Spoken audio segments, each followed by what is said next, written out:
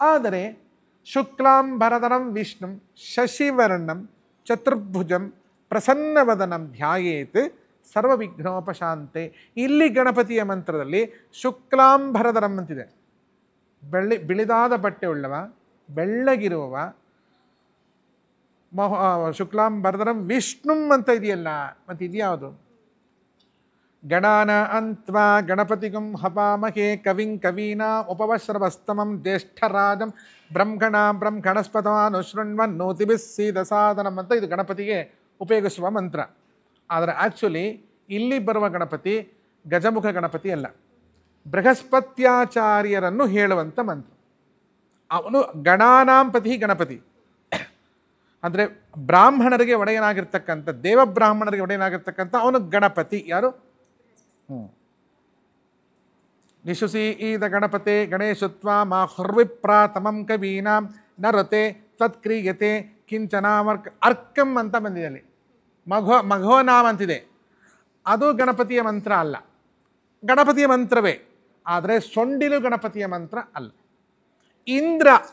ಇಂದ್ರನನ್ನು ಗಣಪತಿ ಅಂದರೆ ಹೌದು ಹೇಳಿದಲ್ಲ ಪುಟ್ಟ, ಗಣಾನಾಂ ಪತಿ. ಗಣ ಅಂದರೆ ತುಂಬ ಜನ. ಇದು ಎಷ್ಟು ಈಗ ನೋಡಿ, ಇಂದ್ರ, ಅಗ್ನಿ, ವಾಯು, ಯಮ, ನಿರುತಿ, ವರ್ಣ, ವಾಯು, ಕುಬೇರ ಇವರ ಅಧಿಪತಿಯವನು ಗಣಪತಿ.